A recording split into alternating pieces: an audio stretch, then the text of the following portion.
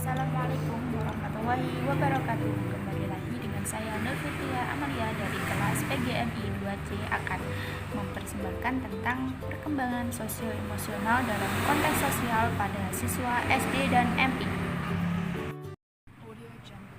Kali ini kita akan membahas yang pertama, apa definisi dari teori kontemporer sosio-emosional, yang kedua, bagaimana konteks sosial perkembangan, dan yang ketiga, bagaimana perkembangan sosio-emosional pada siswa SD dan MI. Yang pertama, definisi teori kontemporer sosio-emosional.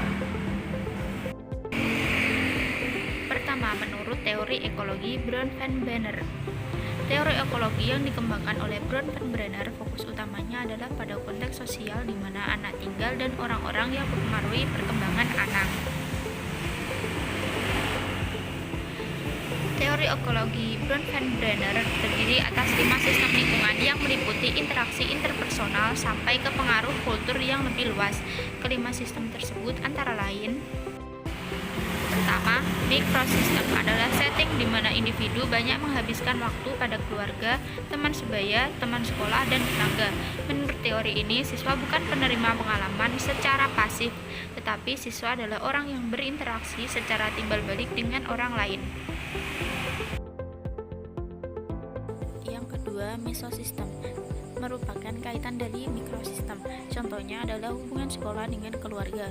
Murid yang diberikan kesempatan lebih banyak untuk berkomunikasi dan mengambil keputusan baik di keluarga atau di kelas, menunjukkan inisiatif dan akademik yang lebih baik.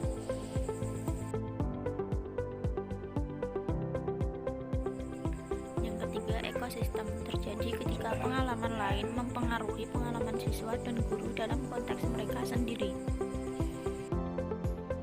Dan yang keempat, makrosistem adalah kultur yang lebih luas. Kultur adalah istilah yang luas mencakup peran etnis dan faktor sosioekonomi dalam perkembangan anak. Terakhir, kronosistem adalah kondisi sosiohistoris dan perkembangan anak. Teori perkembangan hidup Erikson. Teori Erikson melengkapi teori Brown van Brenner terhadap konteks sosial di mana anak dan orang-orang penting dalam kehidupan anak. Erikson mengemukakan teori perkembangan seseorang terdiri dari 8 tahapan yang kemudian dikenal dengan teori psikososial. Teori tersebut antara lain: 1. Oral sensori atau bayi. Dalam tahap ini, bayi berusaha untuk mendapatkan pengasuhan, kehangatan, dan persahabatan yang menyenangkan sehingga timbul kepercayaan. Sebaliknya, bayi akan timbul ketidakpercayaan karena pola asuh yang negatif atau diabaikan. Yang kedua, anal musculature, masa kanak-kanak awal. Tahap ini terjadi pada masa akhir dan masa belajar berjalan. Setelah mempercayai pengasuhnya, sang bayi akan melakukan apa yang diinginkan dan menolak apa yang tidak diinginkan. Yang ketiga, genital locomotor, masa kanak-kanak awal sampai media. Dalam tahap ini, orang dewasa berharap agar anak tumbuh menjadi anak yang bertanggung jawab. Yang keempat, latensi, masa kanak-kanak madya hingga akhir. Erikson menganggap tahap ini sebagai usaha dan prioritas.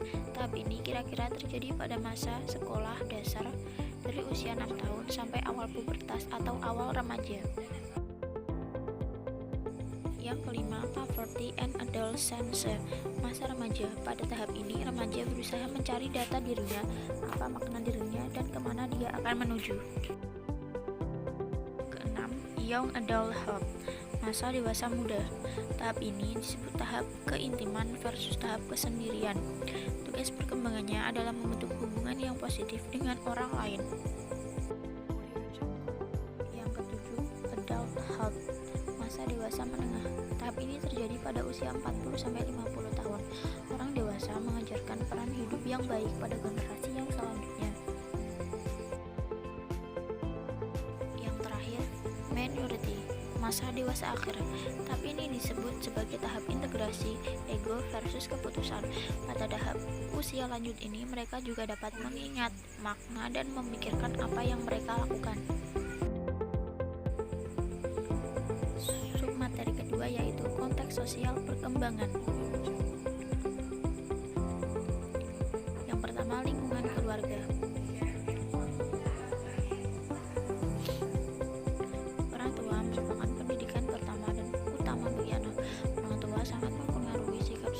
emosional anak.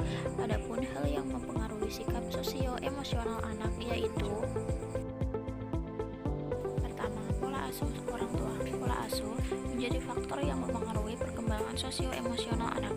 Jenis pola asuh yaitu antara lain yang pertama, authorium parenting merupakan gaya asuh yang bersifat menghukum dan membatasi, di mana pada pola asuh ini hanya ada sedikit percakapan antara anak dan orang tua. Yang kedua, authoritative parenting merupakan gaya asuh yang positif, gaya asuh yang membiarkan anaknya untuk mandiri tetapi tetap mengontrol dan membatasi tindakan anak. Yang ketiga, neglectful parenting merupakan gaya asuh di mana orang tua tidak berperan aktif dalam mendidik anak. Orang tua tidak mau tahu apa yang dilakukan oleh anaknya dan orang tua tidak memberikan motivasi pada anaknya. Dan yang keempat, indulgent parenting. Pola asuh tipe ini yaitu orang tua yang sangat mendominasi anak, tetapi orang tua memberikan kelonggaran kepada anaknya untuk bertindak sesuai dengan apa yang diinginkan. Faktor yang kedua yang mempengaruhi perkembangan sosio dan emosional anak yaitu faktor ekonomi orang tua. Orang tua dari keluarga kaya akan menekankan pada anak tentang kedisiplinan dan kerapian dan harga diri yang tinggi. Dan jika orang tua berada dalam kondisi pendapatan menengah, maka orang tua lebih sering mendidik anaknya untuk bersikap disiplin. Sebaliknya, jika orang tua memiliki pendapatan yang rendah, maka orang tua akan lebih sering menghukum dan merendahkan anaknya. Lingkungan sekolah. Sekolah merupakan lingkungan yang kedua setelah keluarga. Dalam lingkungan sekolah, anak berinteraksi dengan guru dan teman sebayanya. Interaksi antara guru dan teman sebaya akan mempengaruhi perkembangan sosio-emosional anak. Teman sebaya. Teman sebaya merupakan sekelompok orang yang berkumpul sesuai dengan usia di lingkungan sekolahnya, di mana orang tersebut tidak memiliki hubungan keluarga dengan anak dan berusaha untuk hidup bersama untuk mencapai tujuan yang diinginkan. Dengan adanya teman sebaya akan membentuk pribadi anak menjadi ke arah lebih baik atau bahkan lebih buruk sesuai dengan kondisi teman sebayanya sendiri. Sumber yang ketiga yaitu perkembangan sosio-emosional pada anak usia STM. Yang pertama adalah pengembangan diri. Pengembangan diri memiliki dua aspek, yaitu harga diri dan identitas diri. Harga diri adalah pandangan seseorang individu terhadap dirinya sendiri, sedangkan identitas diri adalah komponen dari konsep diri yang memungkinkan individu untuk memelihara pendirian yang konsisten dan karenanya memungkinkan seseorang untuk menempati posisi yang stabil di lingkungannya. Yang kedua, moralitas. Perkembangan moral berkaitan dengan aturan dan konvensi tentang interaksi yang adil di antara orang. Aturan ini dikaji dalam 3 domain yaitu kognitif, behavioral, dan emosional. Kognitif isu kaitannya adalah bagaimana cara murid untuk menalar atau memikirkan aturan untuk berperilaku etis. Behavioral fokusnya adalah bagaimana murid berperilaku secara aktual, dan emosional penekanannya pada bagaimana murid merasakan secara moral. Yang ketiga, cara mengatasi stres. Pertama, perbaiki cara asuh anak. Sebaiknya jika orang tua terlalu membebaskan anaknya, maka sebaiknya orang tua lebih mengerti apa yang diinginkan oleh anaknya. Yang kedua, jangan memberikan anak tuntutan yang berlebihan, karena tuntutan yang berlebihan akan membuat anak menjadi semakin stres. Yang ketiga, ciptakan anak yang mandiri. Sikap mandiri pada anak akan membuatnya lebih mudah untuk mengurus dirinya sendiri. Cukup sekian yang dapat saya sampaikan. Thanks for watching guys.